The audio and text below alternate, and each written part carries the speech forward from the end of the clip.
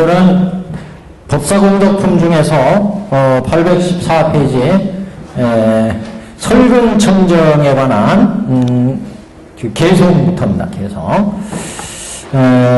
우리가 법사공덕품은 법사품에서 법화경을 수지해야 된다는 수지 공덕에 대해서도 법사품에서도 말씀을 하셨는데, 여기에서는 이제 그 공덕을 구체적으로 안이비설신의 이렇게 육근이 청정해지는 공덕을 상세하게 말씀을 하고 있습니다. 저번 시간에 안근, 이비, 설근의 장애행을 말씀을 했습니다. 설근은 두 가지가 있었죠. 맛을 보는 설근이 있고, 그 다음에 이제 법문을 설하는 설근이 있습니다. 설근이니까 우리가 두 가지 기능이 있는데, 그래서 설근이 청정해지면 우리가 맛보는 모든 그 맛을 제대로 맛을 볼 수 있다. 청정하게 맛을 보는데, 여기 그 혀에 여러 가지 맛들이 감로의 맛으로 변하고 뭐 이런 구절이 있었어요. 맛이 좋은 맛있는 것이나 혹은 맛없는 것이나 모두 이런 맛들이 좋은 맛을 이룬다.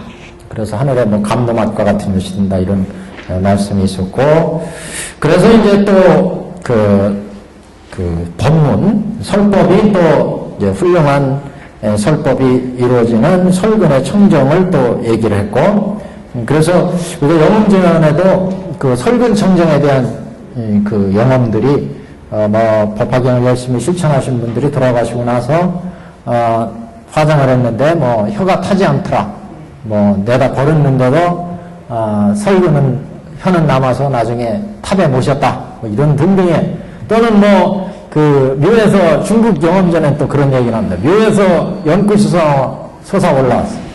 법화경을 열심히 수지독송 하신 분이 돌아가셔가지고 묘를 썼는데, 나중에 그게 연꽃이 피어올랐다더라, 이런 등등의 내용들이 있는데, 그나마라도 설근이 청정한 그런 법화경을 실천한 공덕으로 그런 영혼들을 보인 것이다, 이렇게 이제 우리가 볼 수 있죠. 그래서 그런 영혼들도 많이 나오고 그러는데, 불가사양 설근, 이런 설근의 공덕을 이룬다. 법화경을 잘 수지하고 독송하고 해설하고 소사하면 맛을 볼 때 맛이 설근이 청정해지니까 맛없는 거 이런 거 우리가 맛을 이렇게 보게 되면 감로의 맛으로 바뀌고, 또 법문도 설근이 청정해지면 좋은 법문을 설해서 중생들한테 감명을 주는 이런 부처님의 법문을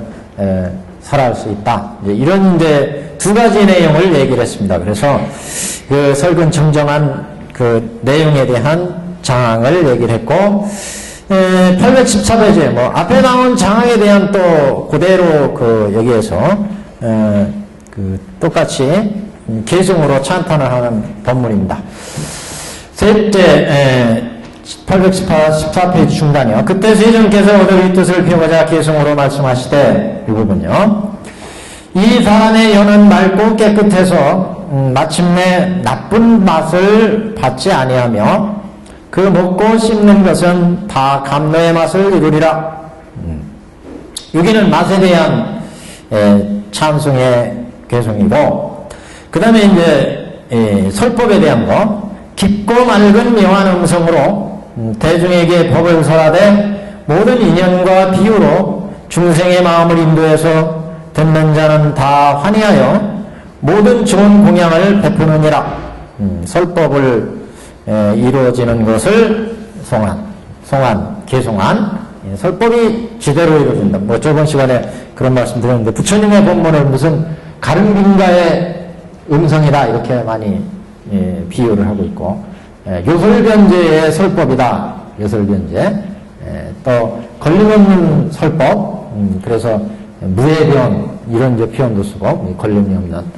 그래서 부처님 자체가 부처님의 설법 또는 부처님의 지혜를 사무예지에서 보통 사무예, 의무예, 법무예, 요설변제, 이렇게 네 가지 무예로 말씀을 하는데, 부처님 법문이 이제 이렇게 요설연재로 설하시는 법문마다 부처님의 진리를 설하시는 법문마다 중생들한테 깊은 감명을 줘서 중생을 제도한다. 근데 우리도 법화경을 수지독성에서 이렇게 실천해가면 그런 이제 요설변제와 같은 설근의 공덕을 이룬다는 거죠. 설법을 잘할 수 있게 되고 설하는 법문마다 행설수설, 행설수설하면 좋은 거라고 그랬죠.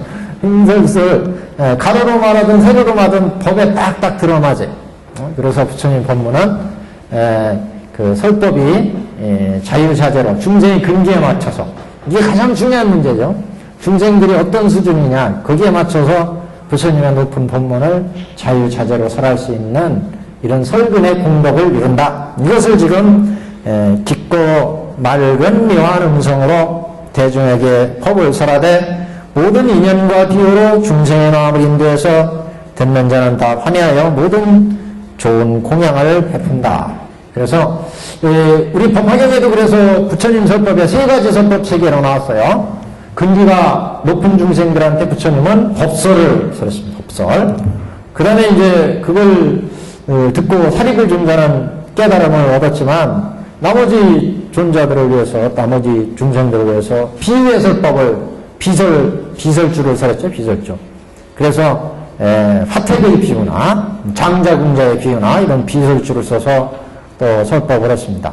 그래도 못 알아듣는 중생을 위해서 또 인연설법을 썼어요. 인연설법. 그래서 화성예품에 가서 숙세 인연설을 얘기하잖아요. 우리 중생들과 부처님과 숙세에 다 법화경과 인연을 맺은 바가 있다. 이렇게 설법을 중생의 근기에 맞춰서 딱 이렇게 설함으로 해서 중생들한테 깨달음으로 인도하는 이런 이제 요설연재를 준다. 근데 앞에서 이제 우리가 여기 법화 문구에 그런 이제 표현이 있는데, 저번 시간에 이거 페이퍼 나눠드리는 게 있어요. 첫째 장 한번 봐보세요. 설근의 장에 대한 얘기가 나오는데, 첫째 편 제일 아랫단 문구 이렇게 표시한 부분 한번 보시죠. 설근의 장도 또한 이와 같다. 앞에 안이비설신의 육근을 얘기했고, 설근, 설근의 장도 오늘 나눠준 페이퍼에도 있습니다. 오늘 나눠준 거. 저번 장에도 있고, 저번에 나눠준 거 잊어버리셨을 것 같아가지고 다시 한 거예요. 그래서 설근의 장도 또한 이와 같다. 부모가 나눠준 것은 곧 육설이거니와, 우리 부모로부터 받은 건 고깃덩어리 혀죠, 혀. 그래서 이 혀로 우리는 여태까지 어머니 젖을 먹고 밥을 먹고 해서 오늘날까지 지녀왔죠. 이게 육설이에요, 육설. 그 육설은 여태까지 전생과 지금까지 익혀온 습성과 업에 의해서, 행위에 의해서 맛을 알고 그 맛에 길들여져서 탐내고 이렇게 지금 오늘날까지 살아왔어요. 이게 육설이다, 육설. 능히 10법계의 말을 하니, 육설이거니와, 부모가 낳아준 육설이거니와, 능히 10법계의 말을 하니, 이것에 입각해서 말하면 곧 오설의 도리가 명백해진다. 오설은 이제 중생의 고깃덩어리 육설, 천인들의 천설, 성문명각 이승들의 해설, 높은 단계의 보살들의 법설, 법의 혀요. 그 다음에 부처님의 불설, 이렇게 오설이에요. 그래서 이것에 입각해서 말하면 오설의 도리가 명백해진다. 그리하여 능히 10법계의 말을 함을 곧 천설이요. 10법계의 말을 하는 것을 천인의 혀다. 천인들은 10법계의 말을 한다. 깨지지 않으면 곧 해설이요. 깨지지 않는 것은 부처님의 말씀이 지혜의 법문을 설하면 이것은 깨지지 않는 법문이라. 지혜의 말씀은 그르치지 않으면 법설이요. 그르치지 않는다면 법설은 제법의 도리를 그대로 다 얘기하니까, 이거는 왜 이 물건은 왜 이렇게 이루어졌고, 저 물건은 왜 저렇게 이루어졌고, 제 법마다의 도리를 다 알고서 설하는 법이니까, 이건 법설이다. 그르치지 않는다. 그르치지. 다 딱딱, 도리에 맞는다. 일체 호용함은 불설이 된다. 불설은 호용이라. 그래서 호용이라고 하는 것은 다 통해서 본다는 거죠. 이 통해서 본다는 것은 뭐 여기 천설, 이설, 법설 이걸 다 통해서 본다는 의미도 되고 맛으로 법계의 어떤 실상을 알기도 하고 눈으로 그러니까 육근으로 호용을 한다면 보는 것 하나로 듣고 맛보는 것까지 다 짐작한다는 것이 호용이고 여기서 호용이라고 한다면 육설, 천설, 해설, 법설이 다 통한다. 부처님은 여기서의 호용이요. 그래서 호용하면 곧 불설인 것이 된다. 근데 질문해 보시면 여기까지는 뭐 문제 없죠. 그래서 지금 중생들마다의 혀의 능력이 차이가 있다는 거죠. 중생들은 겨우 여태까지 그 업에 의해서 우리가 어머니부로부터 태어날 때 이 혀를 달고 나왔잖아요. 혀를 달고 이 혀로 젖을 먹고 밥을 먹고 과자를 먹고 오늘날까지 음식을 먹고 해서 자라왔고 생로병사를 겪어왔어요. 이 혀는 그래서 제한적일 수밖에 없어요. 업에 의해서 만들어졌기 때문에 그래서 이 혀는 항상 맛있는 것을 탐하고 좋은 것을 먹고 싶어하고 이게 탐진치가 작동하는 혀죠. 이게 육설. 이것을 입각해서 말하면 곧 오설이 들어가면 행복해진다 그랬습니다. 그래서 십법계의 말을 하는 것은 천설. 천인의 혀라고 하는 것은 맛을 보는 데 있어서는 인간보다는 조금 탐진치가 이제 덜하는 착한 선심에서 맛을 보고 혀의 운영이 법을 설할 때도 착한 마음으로 법을 설하고 이런 정도의 그래서 십법계의 말을 하는 것은 천설이요. 깨지지 않으면 해설이라고 해설. 지혜의 혀. 이승들 성문 연각 그러니까 지혜의 도리를 설할 수 있는 혀. 지혜의 도리를 이게 이제 해설이다. 그래서 깨지지 않으면 이렇게 표현을 했습니다. 그 다음에 그르치지 않으면 그랬어요. 그르치지 않는다는 것은 법설이다. 법설. 제법의 도리를 각각 아는 그러한 혀의 모습. 그래서 법설은 우리가 법안을 얘기할 때 보살들 높은 단계 보살들은 법안을 갖는다. 우리가 안익이 설신의 육근이 청정해지면 육근 청정. 지금 이제 설근을 얘기하고 있어요. 설근. 안, 이, 비, 설, 신, 의근 이렇게인데 설근. 그래서 그 안근이 청정한 중생이라는 게는 유관이라고 그랬잖아요. 유관. 그 다음에 이승들은 이제 천인들. 이승들은 이제 해안으로 보고 해의로 듣고 해비로 육안으로 보고 육의로 듣고 육비로 육설로 육신으로 육의로 여기는 중생이요.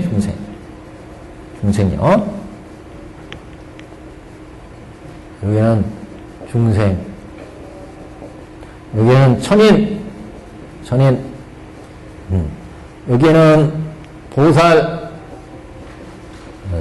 여기는 부처님. 이렇게. 그래서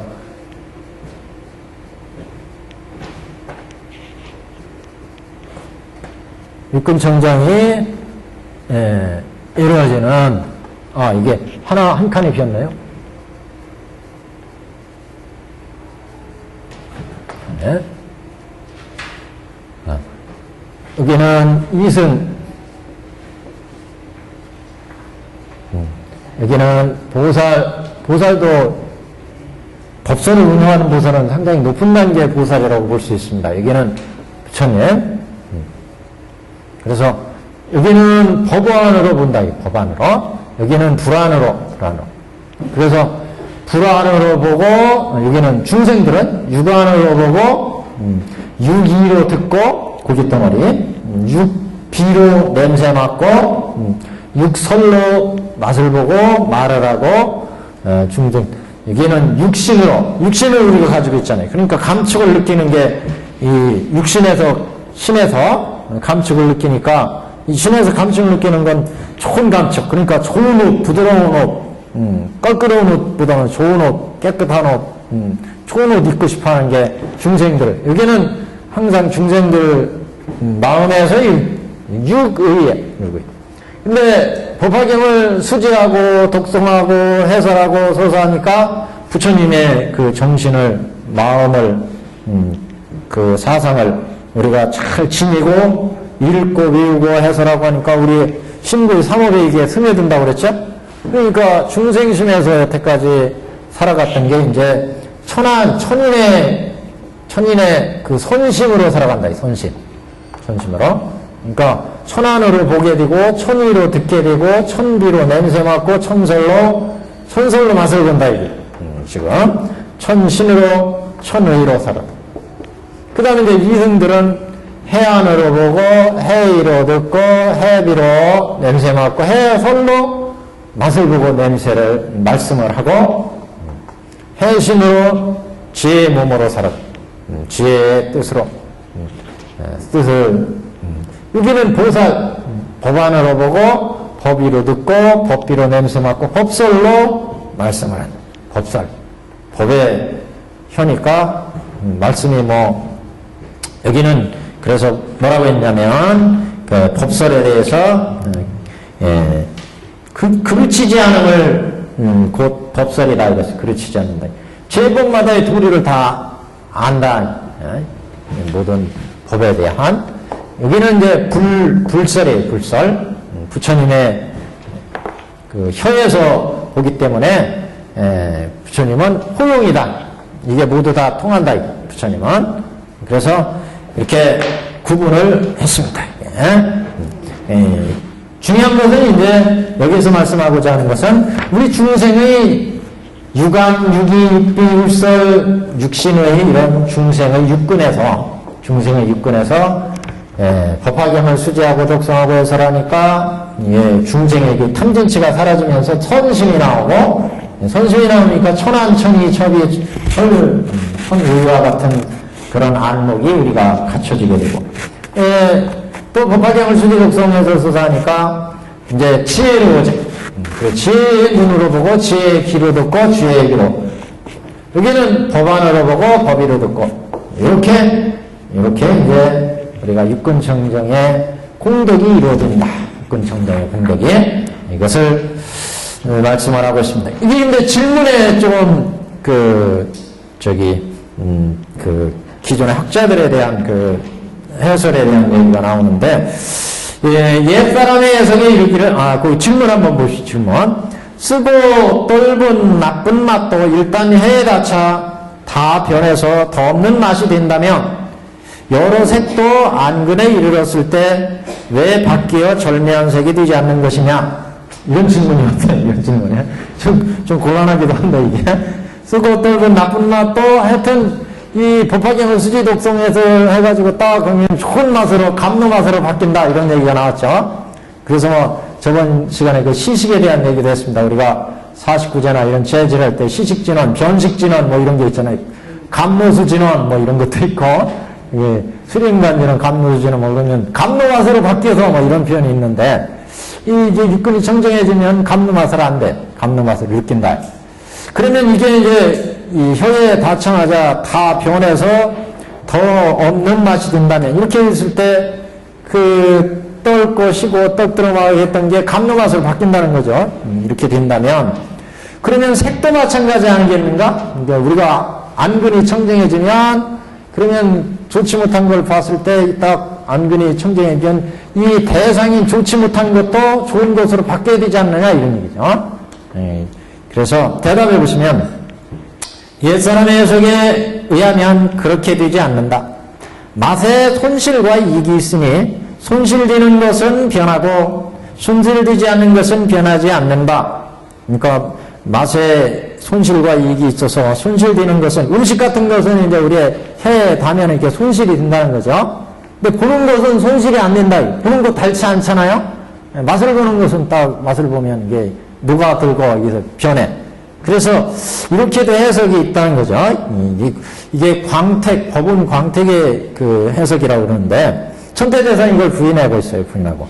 맛의 손실과 이익이 있으니 손실되는 것은 변하기 마련이고 손실되지 않는 것은 변하지 않는다. 그래서 여러 색은 안근을 파괴하지 않으므로 그렇게 되지 않는 것이다.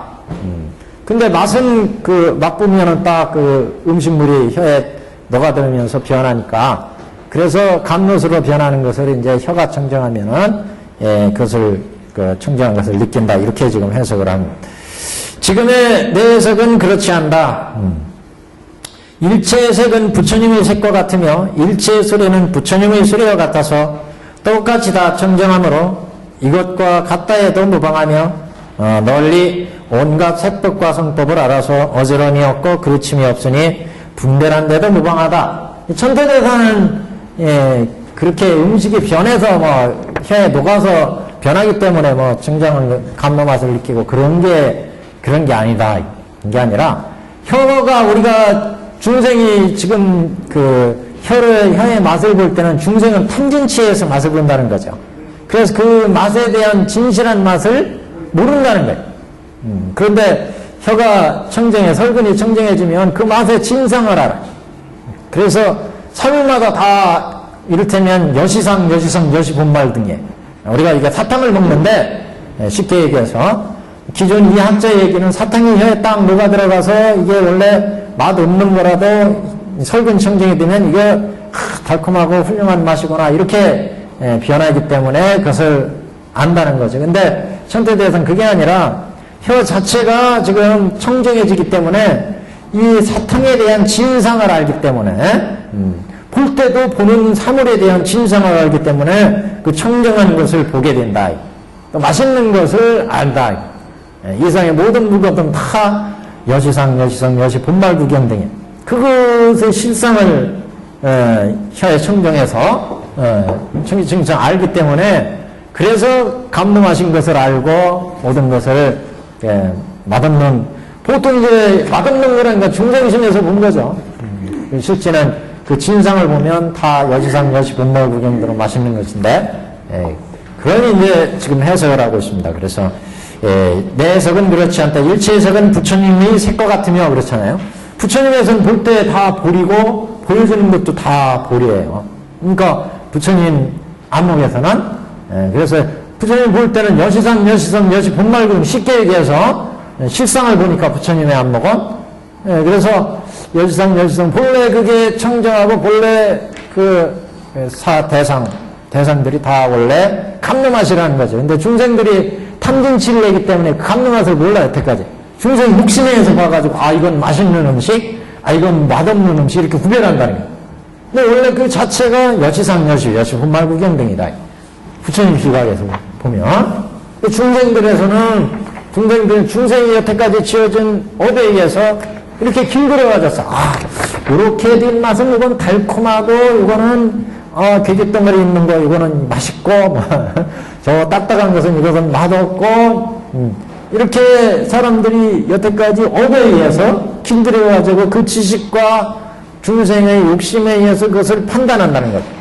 그러니까 좋은 거는 갖고 싶고 맛없는 것은 보기 싫은 것은 버리고 이게 중생의 육근에서 판단하는 거죠. 먹는 것도 마찬가지. 혀도 중생의 혀에서 맛을 볼 때는 여태까지 익혀온 중생의 습성과 경험과 업에 의해서 맛을 판단해요. 그러니까 이거 달콤한 맛, 이거 맛없는 맛 이렇게 판단하는데 부처의 혀로 본다면 그것은 여시상, 여시본말 구경 등이에요. 그 실상을 맛의 실상을 하니까 그게 여기에서 갖춰진다. 지금 그래서 이제 그런 말씀이에요 지금요. 그래서 지금의 내 해석은 같지 않다 그랬어요. 그래서 일체의 소리는 일체의 색은 부처님의 색과 같으며 일체의 소리는 부처님의 소리와 같아서 똑같이 다 청정하므로 이것과 같다 해도 무방하며 온갖 색법 성법을 다 알아서 물체 색법 성법 소리난 거 성법은 귀로 판단하죠. 색법은 안으로 눈으로 판단하고 그래서 이런 보고 들리는 모든 대상들에 대해서 어지러움이 없어, 혼란이 없어, 그르침이 없어, 진실하게 본다. 그래서 부처가 볼 때는 이게 이 부처의 안목에서 볼 때는 다 진리로 보기 때문에 그래서 이제 천태대가 볼 때는 그래서 온갖 색법이 이 부처님의 그 안목으로서 보기 때문에 분별한데도 무방하다. 자제한 근을 놓고 어찌 어리석은 해석을 따르겠느냐. 이렇게 지금 반문하고 있습니다. 그래서 설근에 대한 그 얘기인데 그 뒷장은 이제 다음 신근할 때 보시고 한번 여기 다시 814페이지로 읽겠습니다. 그래서 그 감노의 맛을 알고 설법을 할 때 그 대중한테 모든 인연과 비유로 중생의 마음을 인도해서 듣는 자는 다 환희해서 모든 좋은 공양을 베푸느니라. 이렇게 그래서 법문이 요설경제의 법문을 이룬다 이런 표현입니다. 지금 그 다음에 이제 이런 설법에 감동을 받는다. 천룡팔부나 이런 대중들이 법화경 설법할 때는 그래서 사중을 얘기할 때 그 발기중, 단기중, 영양중이 있었어요. 영양중, 결연중 이렇게 법화경을 듣는 대중은 사부대중을 얘기할 때 사대중을 얘기했죠. 발기하는 대중, 법회를 발기하는 대중, 발기대중이었고 그 다음에 단기중이 있었어요. 단기중. 단기중은 이 법문을 듣고 깨달음을 얻은 좋은 법문, 이런 법문을 듣고 인연과 비유로 중생의 근기에 맞춰서 부처님의 법문이 이루어지니까 법설, 비유설, 인연설 이렇게 이게 근기에 맞아서 깨달음을 이렇게 그 법설에, 비설에, 인연설에 그 다음에 이제 영양중이 있습니다. 영양중이 바로 천룡팔부나 법계에서 부처님이 법계 지금 이게 어디야? 법화사에서 법화경사랑이 가서 듣고 오라 이렇게 시자들을 보낸대. 그 천중이나 사부대중을 그래서 법회에 이렇게 참여를 한다. 영양중에. 그 다음에 이제 결연중이 있어요. 결연중. 결연중. 여기에서 다시 인연을 맺어. 법화경을 통해서 인연을 맺어서 여기에서 종자를 심고 다시 또 어떤 법문을 통해서 성숙해지고 그러면 해탈을 입는 거예요. 해탈을. 그래서 이렇게 다시 또 견연을 인연을 맺는다. 법화경과 인연을 맺는 이런 네 가지 대중이 있다. 각각의 이제 비구, 비구니, 우바세, 우바이가 있습니다. 각각의 천태의 대중에. 그래서 영양중 같은 경우가 이제 보살들이나 아니면 천룡팔보, 여러 신중, 이런 우리 눈에 보이지 않는 이런 대중들도 와서 법화의 법을 경청한다고 그러는데 이런 대중들을 여기 지금 들고 있습니다. 그래서 모든 하늘과 용과 야차와 아수라 등이 다 공경하는 마음으로 함께 와서 법을 들으리라. 이 법설, 부처님의 여기 지금 설근이 청정해지니까 이렇게 천설, 해설, 법설, 불설이 이루어지니까 이렇게 천인이나 용이나 아수라 등이 다 와서 부처님의 법문을 듣는다. 그래서 한 장 넘깁니다. 816페이지. 이 설법하는 사람이 만일 묘한 음성으로 삼천대천세계에 두루 채우고자 하면 뜻에 따라 본능이 이르며 대소전륜성왕과 천자 권속이 합장하고 공경하는 마음으로 항상 와서 법을 듣고 받으리라. 그래서 법화경은 그래서 설법할 때 보면 대통지승불 때도 16왕자들이 자기 아버지가 깨달음 얻으신 걸 알고 자기 아버지 대통지승불 찾아서 16왕자들이 가죠. 그때 4천왕의 권숙들이 자기 권숙들을 다 이끌고 부처님 때 법문을 들으러 가요. 그래서 처음에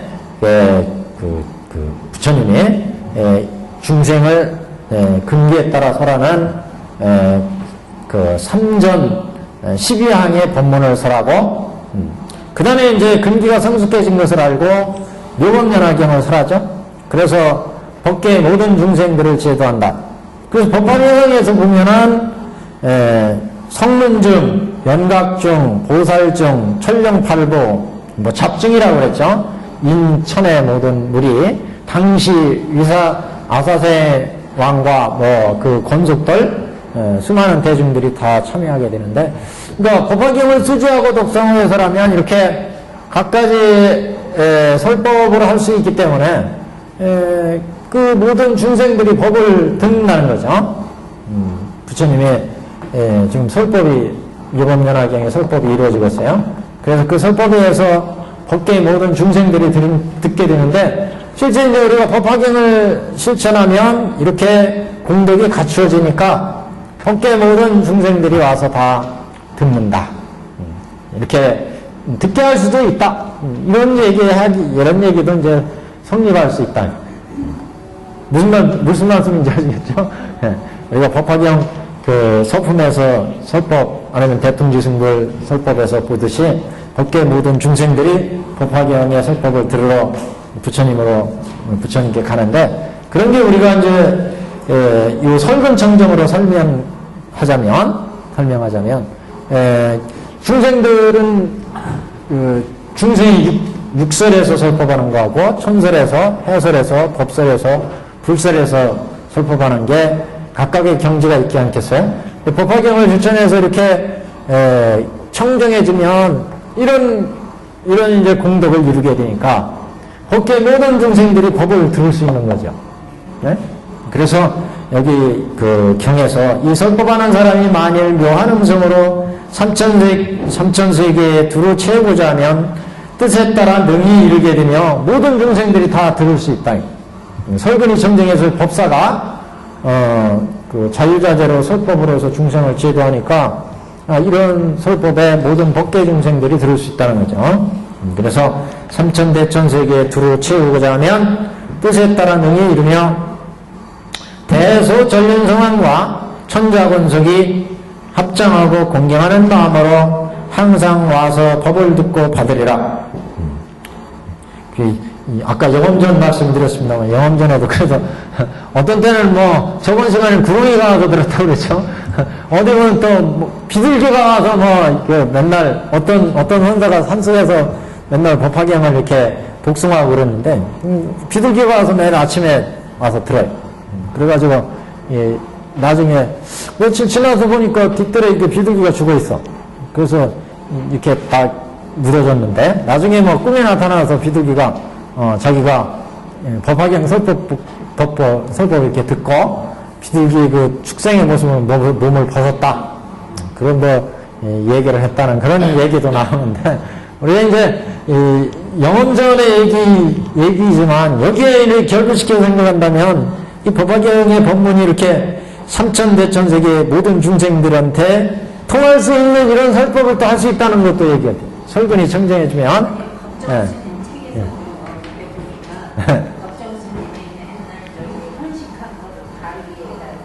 맨날 쥐가 와서 그걸 먹는다고요. 그래서 속으로 와요. 빨리 축생 먹고 축생 몸을 벗어나. 여기 보면 혀같이 했는데 어느 날 보니까 쥐가 죽어 있더래요. 그렇다고 하면서 축생이 벗어났어요. 네, 여하튼 뭐 그걸 우리가 굳이 설명하자면 이게 설근이 청정해지면 여기 천룡팔부 영행중까지 법화경의 설법이 미친다고 그랬는데, 그런 것처럼 뭐 법사가 청정해주면 이 모든 그 설근이 이렇게 통하니까 그렇게 되면 모든 중생들한테 다 통할 게 아니냐, 이런 쪽으로 설명은 할 수 있을 것 같아요. 설명은.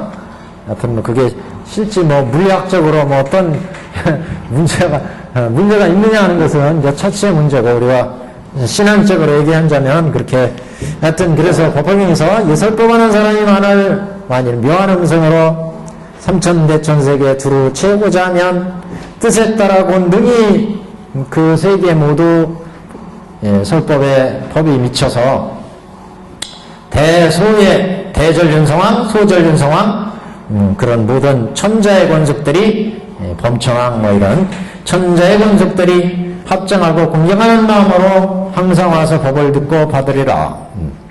또 모든 하늘과 영과 야차와 나차, 비사사는 그 인도에서 이런 얘기가는 사람의 그 정기를 빨아먹고 사는 그 일종의 귀신들. 이런 이 신들, 그래서 비사사, 나찰도 뭐 사람을 잡아먹는다 그런 얘기가 뭐 옛날에 있었죠. 나찰기, 나귀. 그 다음에 야차나 야차 같은 놈, 그러지 무시무시한 하늘과 용과 야차, 나찰, 비사사도 또한 기쁜 마음으로, 그러니까 이렇게 어마어마하고 뭐 이런 무시무시한 놈들도 이 설군이 청정해주면 이 설군으로 그냥 다 굴복시킬 수 있다, 이런 의미죠 결국. 그래서 하늘과 용과 야차, 나차가 비사도, 그러니까 설군이 청정해주면 사회생활에도 유용한 게 많잖아요. 천냥빛도 뭐 말 한마디로 갚는다고 그러는데 말을 잘하고 훌륭한 말을 하고, 외교가들 특히 변설, 그래서 말씀을 잘하고 상대의 뜻을 잘 알아가지고 거기에 맞게 대응해서, 이제 거기에 불교의 이제 법설은 진리로 인도한다. 진리의 세계로. 그래서 사회적인 이익이 우선이 아니라 진리의 세계로 인도하는 이런 법설을 갖추기 때문에 진리에 맞게 그 인도를 할 수 있는 그런 이제 설법. 그래서 하늘과 용과 야차, 뭐 이런 분들, 나사, 비사사도 기쁜 마음으로 항상 와서 즐겨 공양하며 범천과 마왕과 자제왕과 대자제왕 등의 이와 같은 모든 하늘의 대중도 항상 그곳에 오리라. 와서 법을 듣는다. 아까 뭐 영양중 얘기를 했습니다. 그래서 법을 듣는데. 자, 모든 부처님과 제자는 그 설법하는 음성을 들으시고 항상 지켜주실 것을 생각하며 때로는 몸을 나타내시리라. 이게 영양중 얘기예요. 영양중. 그래서 부처님이 저 법계에서 이렇게 보셔가지고 지금 법화에서 법화경 설법하네? 그러면 추천을 한다잖아요. 추천. 저 이기훈 설법 가서 들어봐. 이렇게 설법 못하면 가서 가르쳐주고 가서 설법을 듣도록 한다는데, 부처님과 그 제자는 그 설법하는 음성을 들으시고 항상 지켜주실 것을 생각하며, 그래서 이제 뒤에 저기 그 26품에 다라니품이 나오잖아요. 다라니. 그래서 법사, 오법사, 수호, 다라니가 5개가 나와요. 그래서 법화경을 실천하는 사람은 이렇게 여러 신들이 지켜준대, 수호한대, 수호한. 그래서 수호하는 다라니가 있어요. 다라니를 딱 읊습니다. 다라니라는 것은 악법을 일어나지 않게 하고, 이미 생긴 악법은 그치게 해주고, 선법은 날로 증정하게 해주고, 이 아직 생기지 않은 선법을 생기게 하고, 이런 뭐 여러 가지 작용을 얘기하잖아요. 그래서 이 다라니를 통해서 그 법사를 지켜준다. 그래서 법화경을 수지독성해서 설근청정이 이루어지며, 안근청정 다 마찬가지예요. 안근청정이 이루어지고 이근, 비근, 설근, 신근, 의근청정이 이루어지면 그 법사를, 그 법문을, 그 사람을 부처님이 이렇게 항상 지켜주실 것을 생각하고 혼념하시고, 또 때로는 몸을 나타낸다. 때로는 몸을 나타낸다. 그래서 법화산매 닦을 때도 그런 거 나왔잖아요. 법화산매 닦는데 뭐 보현보살이 탁 이렇게 나타나가지고 옆에 이렇게 누가 법화경을 쫙 독성하는데 보니까 보현보살이 딱 코끼리를 타고 옆에 딱 있는 모습이 딱 보이더라. 마음 나쁜 사람은 안 보여요. 마음 나쁜 사람은. 지찬규 교수님이요. 네. 자기 지휘자 하나가 있는데 네. 가서 중국으로 갔대요. 네. 여자 제자인데 하대사 신도의장 딸이었대요. 중국에서 죽었대요. 근데 어느 날 자기가 천대학을 가냐는데 순간에 출석부가 이렇게 딱 보이는데 거기에도 죽은 자기 제자 이름이 제일 먼저 앞에 써있대요. 한 10명가량이 이렇게 출석부에 있는데 그 제자 죽은 제자가 직접 처음에 써있고 영험전에 영험전에 등록해야 돼. 직접 체험하셨다고. 예. 그러니까 영험전에 다 체험한 거예요. 체험한 거. 그래서 여기서 그렇게 그러셨어요. 예. 그 같은 이 유명을 달리한 사람도 구경할 때는 이렇게 와서 듣는 거. 그러니까 신용교회는 선생님 관증 그런 거. 예. 그러니까 저 믿으면 또 그럴듯한 것 같아요. 그럴듯한 것 같다고 제가 얘기하면 좀 이상할지 모르겠는데 이게 안이비설신의 이렇게 청정해주면 이건 좀 여태까지 말씀을 쭉 했지만 이 참 불가사의한 얘기들이 많이 나오잖아요. 예, 공덕에 대해서. 그래서 뭐 안근에 뭐 800의 공덕, 1200의 공덕, 800의 1200 이렇게 해서 평균 한 6000의 공덕 이렇게 얘기를 했는데 그 공덕을 일일이 다 얘기는 안 했지만 이렇게 무량한 공덕이 생긴다. 법화경을 실천하면. 그래서 비단 뭐 부처님 말씀 신천에는 다 훌륭한 공덕이 생기죠. 근데 특히 이제 법화경 같은 경우는 이 육근청정 법문이기 때문에 법문 자체가 우리가 살아가는 안일이설신의를 직접 부처님의 말씀에 의해서 청정하게 해주는 법문이다. 살아가는 게 안일이설신의로 살아가는데 그 육군이 청정해진다. 그래서 말씀하는 설법도 보는 것도 듣는 것도 냄새 맡는 것도 느끼고 생각하는 것도 청정해진다.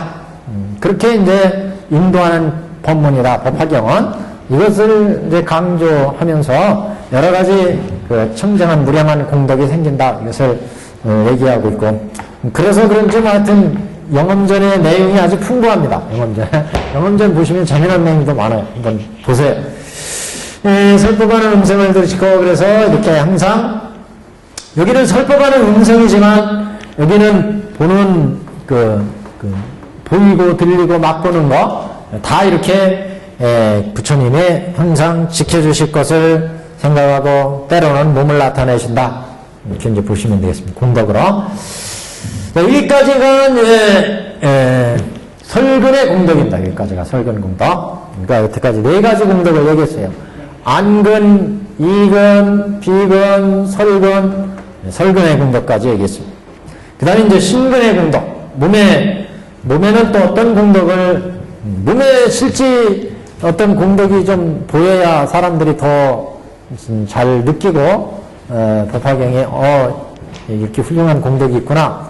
이렇게 하실 텐데, 하여튼, 신근 공덕을 한번 보십시오. 제일 문제가 그거죠. 안 아팠으면 좋겠다. 나이 들면 뭐 늘어나는 게 약병이고, 뭐, 이런데, 하여튼. 그거를 선생님 뭐로 봐야 돼요? 병으로 봐야 돼요? 아니, 아픈 거 자체는 병이죠. 근데 늙어가면서 생기니까, 그게 생로병사, 이렇게, 우리가, 당연히, 모든, 만물이 인연에 의해서 생기고, 변하고, 성주계공으로, 간다고 그러는데, 인연으로 생겼기 때문에, 인연으로 변해서, 인연으로, 근데 그게 이제, 왕성한 기간이 있고, 인연에 의해서 생성되어가는 왕정한, 또 그래서 성주계공이 있잖아요. 이루어지는 기간이 있고 일정한 기간 주하다가 점점 괴공의 과정이 있잖아요. 쇠멸하는 과정이 쇠멸한. 이 인연법이기 때문에 세상의 도리가. 그래서 소멸하는 과정 속에 들어가면 자꾸 이게 어긋나니까 이게 이제 병도 생기고 이게 생기는 성주계공 할 때 성주의 기간에서는 자꾸 생성되니까 아픈 것도 새로 생성되는 그 세포나 정신력, 여러 가지 작용에 의해서 이게, 서로 상쇄되면서, 못 느끼고, 그러지만 이제 쇠하는 기간이 커브가 성주계공에 쇠하는 기간으로 가니까 아픈 게 있어도 새로 생성하는 기운보다 쇠하는 기운의 세계니까, 그게 더 아프게 느껴지고, 점점 진짜 여러 가지가 겹치고, 하나가 생기면 또 하나가 또 겹쳐지고 자꾸 이제 그런 기간으로 가는 거죠. 수해지는 것도 괜찮은데 아픈 통증 그게 그만 없으면 좋겠어요. 그러니까 이게 돌보고 수해지는데 좀 이해하겠는데 이게 자연적으로 많이 느껴지는 것 같아요. 근데 그것을 자연적인 현상이나 인연의 현상으로만 치부하지 말고 우리가 이제 적극적으로 뭐 여러 가지 치유 방법도 쓰고 그러는데 문제는 큰 도리에서는 그게 성주계공의 인연법의 세계로 돌아가는 체계에 있다. 이게 이제 근본적인 문제고, 여는 그러니까 좀 이렇게 법화경을 수지하고 독성하고 실천하면 좀 이 속에서 우리가 신근이 좀 청정해지고 안입이 설근 이 정신 육근이 좀 청정해지면 그런 거를 그때 우리가 무슨 품에서 나왔죠? 중생들은 오용락으로 산다고 그랬죠? 그리고 정인들은 선정의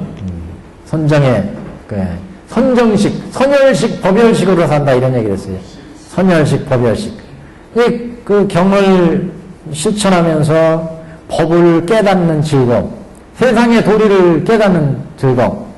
여태까지는 그냥 법화경 그 방편품 쫙 하시면서 이 세상은 여시상, 여시 본말구경경이다 그랬는데 어느 날 자꾸 여시상, 여시 본말구경경으로 자꾸 이 세상의 도리를 맞춰서 생각하다 보면 진짜 여시상, 여시 본말구경경이라 이게 느껴져요.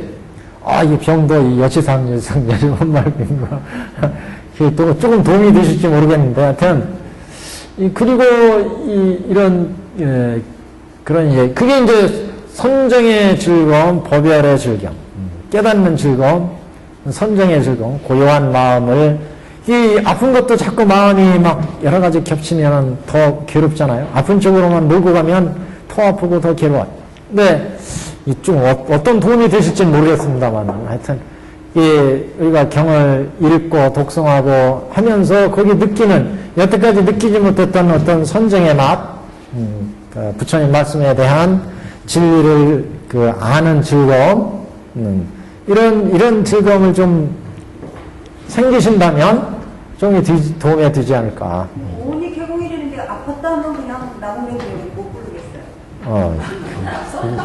우리 보살님이 들으시는 게 저기네. 그러니까 이제 왜 이게 아프고 왜 그, 싫어서 그런가 왜 그런가. 근데 신체적으로 많이 지금 변화가 있고, 그러니까 이제 이걸 극복이 안 되는 거 아니겠어요? 그래서 뭐. 아니, 이혼이면요, 너무 자기 체력보다 가장 많이 드세요. 참. 집안일동이나. 그러니까 좀 조절하면서 하셔야 되겠네요. 조절하면서. 옛날은 10분 일하고, 아니면 뭐 30분 일하고, 이렇게, 허리 한번 이렇게 피고 그러면 딱 나았는데, 지금은 10분 일하고 허리 한번 펴야 이게 허리가 딱 풀리는, 왜냐면 사이클이 지금 성주 계곡에서 이렇게 생성하는 기간이 아니라 이게 생성해서. 청장년들은 생장하는 기간이에요. 생장하는 기간. 커가는 기간. 근데 이게 이제 넘어서 쇠하는 기간. 그래서 쇠하는 기간에는 이게 청장년 때는 그래서 한 30분 일하고 10분만 쉬어도 괜찮았는데 이제 10분 일하면 10분을 쉬어야 돼. 이게 쇠하는 기간이니까 이게. 왜냐면 세포나 자꾸 늘어나고 성장하는 기간은 활력이 넘치고 자꾸 성하는 기간이었는데 이게 쇠하는 인연에 의해서 자꾸 세잔하는 기간이라 성적인 인연으로. 그러니까 그걸 이제 자꾸 지금 말씀드린 이게 안, 이, 비가 골고루 섞여 있잖아요. 안근, 이근, 비근, 설근, 신근.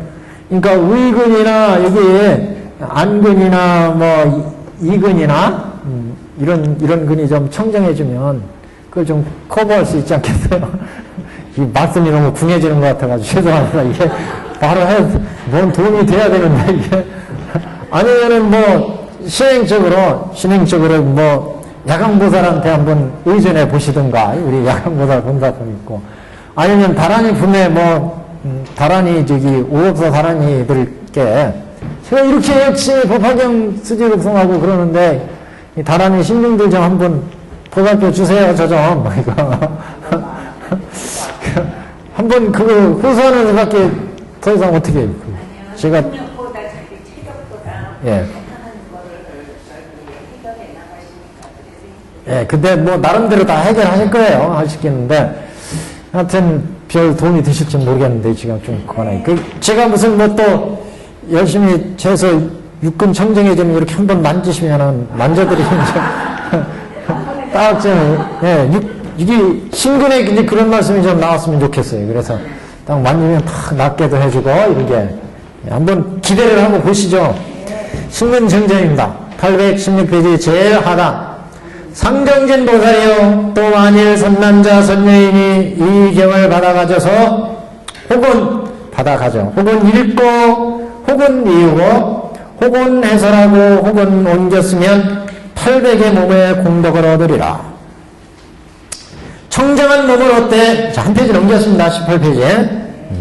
청정한 몸을 얻되 맑은 유리와 같아서 중생이 보기를 즐겨하며, 부처님 몸같이 그 몸이 청정함으로 삼천대천 세계 중생들이 나는 때와 죽는 때와 상하에 좋고 더러움과 선한 곳, 악한 곳에 나는 것이 다 그 가운데 나타나며 철이산, 대철이산, 미루산, 마하미루산 등의 모든 산과 그 속의 중생이 모두 그 가운데 나타나며 아래로는 지옥, 아비지옥에 이르고 위로는 유정천에 이르기까지 그 속에 있는 중생의 모든 것이 다 그 가운데 나타나며 혹은 성문, 벽집을, 보살, 모든 부처님께서 설하시는 법이 다 그 몸 가운데에 그 색상을 나타내리라.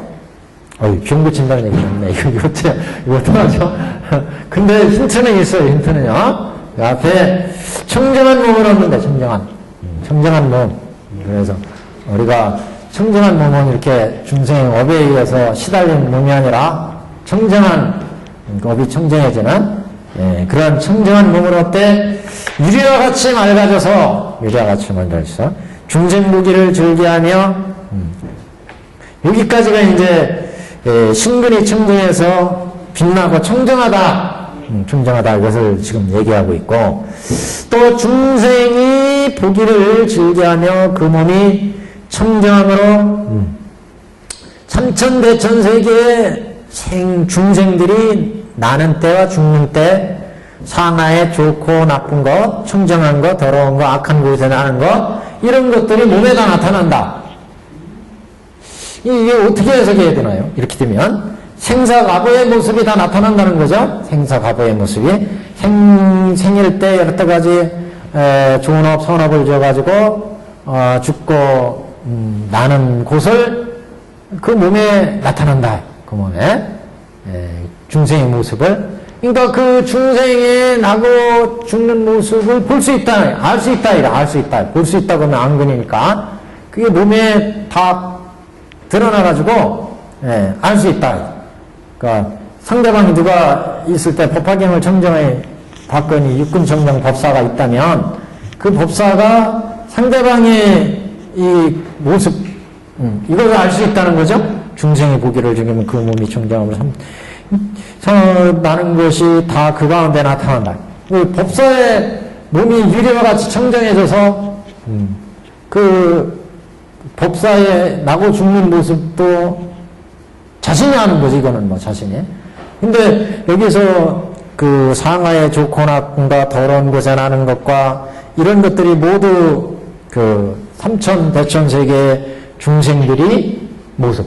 어떤 중생들이나 이런 중생들을 나고 죽는 신근을 통해 지금 얘기하니까 이런 것을 안다는 거예요. 상대방의 중생들을 신근의 생사이멸을 안다. 이 사람은 앞으로 어떤 몸을 받게 될 것이다. 어떻게 업을 받을 것이다. 이걸 안다는 거죠. 법사의 너무 신통력적으로 얘기하나요? 이게 이제 신근이 청정해져서 얻는 공덕 중에 이런 공덕을 얘기하겠어요. 근데 뒤에 이제 가면 그 계승에 그런 얘기가 있는데 820페이지 넷째 줄 한번 보세요. 여인 소불견이란 말이 있어요. 보살의 몸에서 세상의 모든 것을 보리라. 오직 홀로 밝게 알고 다른 사람은 보지 못하는 바이라. 이런 얘기를 했어요. 법사는 안다는 거죠. 근데 다른 사람은 몰라. 지금 청정하게 안 됐으니까. 무슨 얘기인지 아시겠죠? 같이 이제 이렇게 연결해서 보시면 돼요. 그러니까. 법사는 법화경을 이렇게 실천해가지고 신근청정을 이룬 법사는 자신이 어떻게 하는 것은 아는 것 뿐만 아니라 상대방 중생들이 악한 곳, 선한 곳, 과거에 의해서 나는 것을 안다는 거죠. 다른 사람은 이제 모르는 거죠. 다른 사람들은 그것을 몰라. 근데 법사는 안다. 지금요. 그래서 청정한 몸을 법화경을 실천하면 육군 청정이 이루어지니까 안입이 설신 신근이 청정해지니까 이 사람이 자체가 여태까지는 그래서 이제 우리 저기 보현보살 행법경에 가면 육군 참회가 있어요. 육군 참회. 이거를 이제 수행으로 그대로 수용한 게 법화담매 참회, 육군 참회조가 있습니다. 그래서 안입이 설신, 여태까지 우리가 살아오면서 안입이 설신으로 살아가잖아요. 그래서 갖은 업을 쌓았어. 그 업을 쌓았기 때문에 볼 때마다 그 업이 작동하고 들을 때마다 작동해서 진실을, 실상은 여시상, 여시성, 여시본말 등인데 조금 가리니까 법안으로 보고, 조금 더 가리니까 해안으로 보고, 조금 더 가리니까 천안, 많이 가리니까 육안으로 보고, 육안으로 보니까 보는 실상을 못 보아서 볼 때마다 욕심에 의해서 보고, 욕심에 의해서 갖고 싶고, 욕심에 의해서 듣고, 욕심에 의해서 맛을 보고, 욕심의 몸을 가지고 살아가니까 좋은 옷 입고 싶어 하고, 좋은 금은 보석 팔찌 차고, 요새는 뭐 아트 예술까지 뭐, 여기 네일 아트라고 그러거든요. 여기까지도 막 칠하고 그러는데, 점점, 중생들이 점점 허해져서 그런 것 같아요. 그쪽 전공하신 분들은 저를 탄해가지고 그랬는데, 하여튼, 사람들이 허해져서 자꾸 그러는지 모르겠는데, 하여튼, 중생심에서부터는 청정하면, 근데 중생들이 자꾸 이게 실상을 보지 못하니까, 그래서 자꾸 여기에 이제 욕심이 생긴다. 탐진치가. 중생은 얘기하는 탐진치. 탐진치가. 탐내고, 화내고, 어리석고, 이게 각가지 번뇌에 의해서, 보고, 듣고, 맛보고, 이게 이루어진다는 거 아니겠어요? 그래서 여기에서 육군 참여하는 이유도 여태까지 전세부터 누대에 걸쳐서 우리가 중생의 타성에 젖어서 보고, 듣고, 맛보고, 탐내고, 어리석고, 이런 생각을 해가지고, 이렇게 두껍게 어업장에 껴서 지대로 보고, 듣고를 못한다. 그래서 우리 몸도 마찬가지. 감촉 느끼는 거, 보드랍고, 좋은 옷은 입고 싶어 하잖아요. 좋은, 이게 귀걸이, 코걸이, 팔찌, 이게 다 자꾸 하고 싶어 하는데, 업이 자꾸 쌓여가지고. 근데 이게 청정해지면, 신근이 청정해지면, 그러니까 유리처럼 맑아진다, 유리처럼. 청정한 몸. 이게 이제, 안입이 설신 것까지, 설구까지 다 청정해 있으면, 예.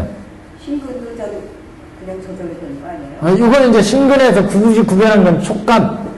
몸에서 느끼는 건 촉감. 잘 안 돼요. 예, 육군. 잘 되고. 전체 이것도 몸에 들어가죠. 들어가기는. 눈도 몸에 있고, 이도 몸에 있고.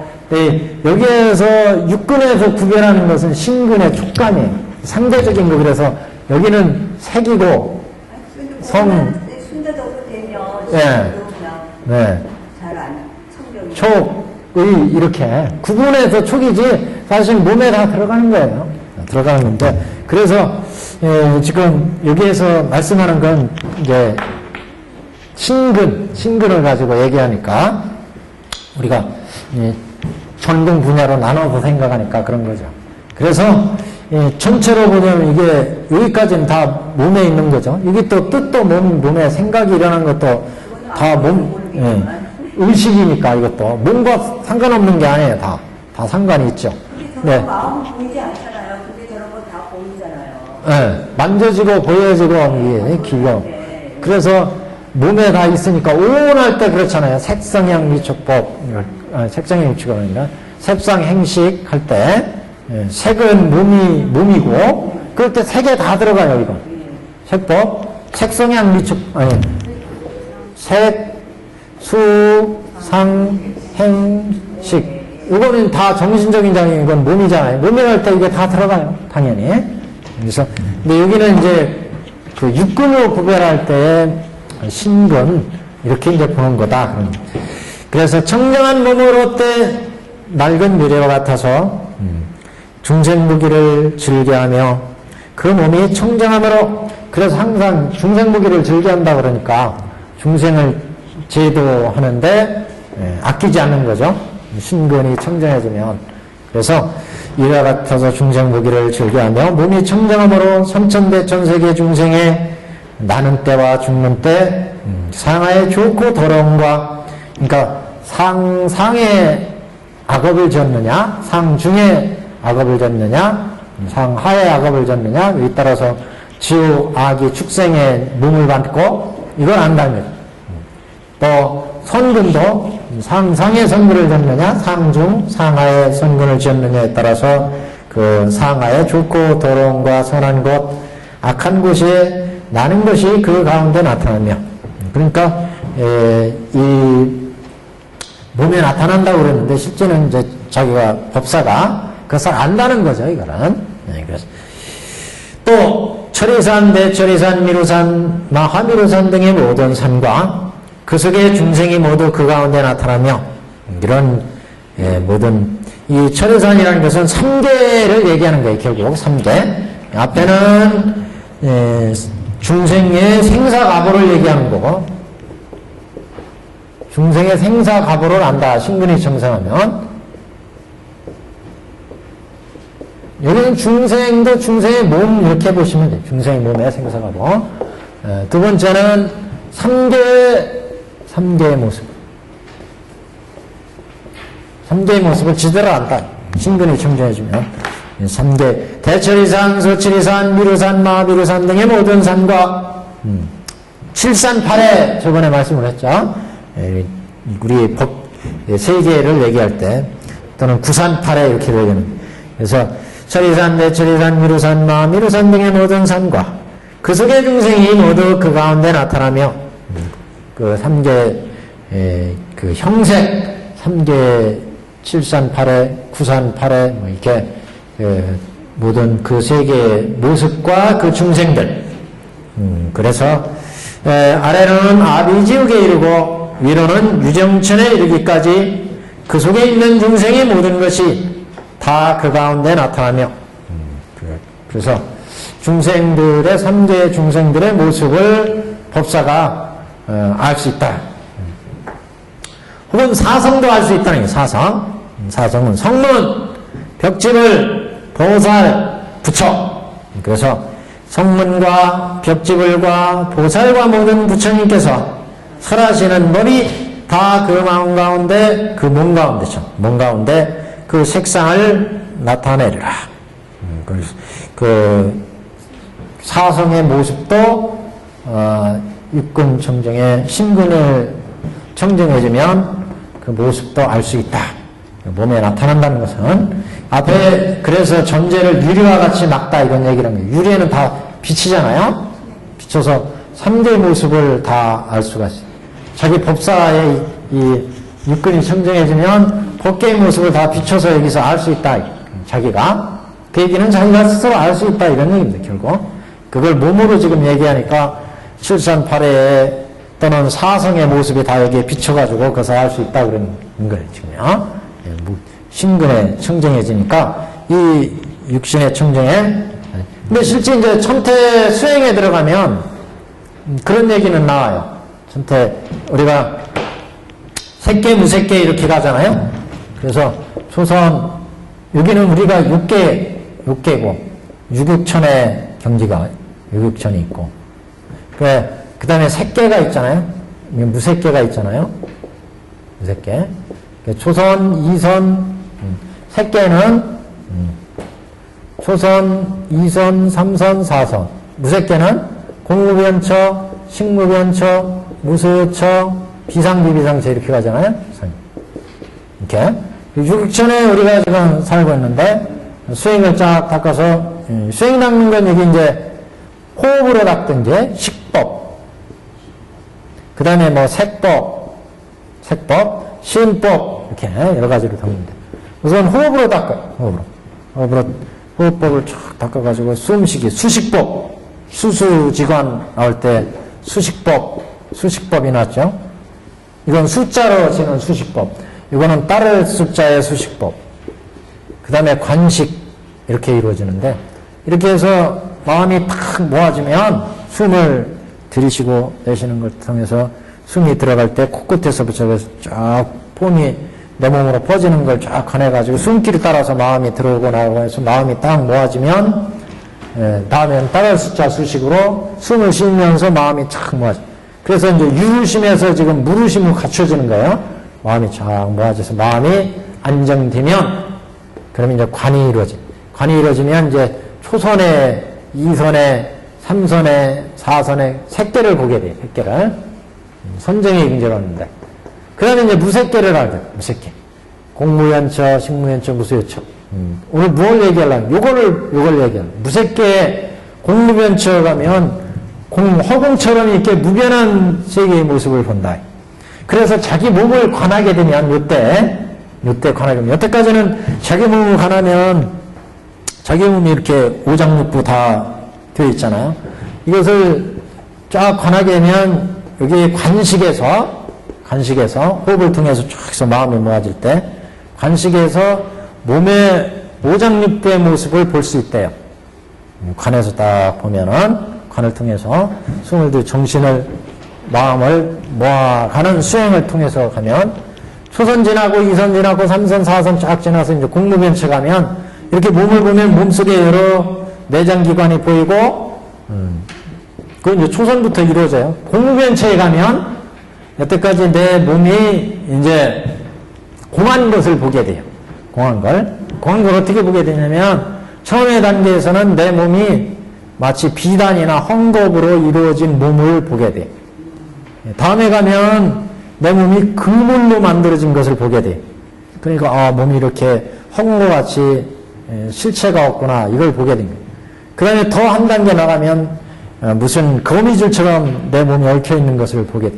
점점 얕게 보는. 그리고 나중에는 몸의 실체가 이렇게 헝겊같이 실체가 없구나 이것을 보게 된다. 그러면 여태까지는 이 몸덩어리라고 내가 이걸 위해서 먹이고 입히고 했잖아요. 그런 게 실체가 없다는 것을 보게 되니까 몸에 대한 집착, 욕심이 탐진치가 사라진다. 이게 공무변처예요. 이게 공무변처.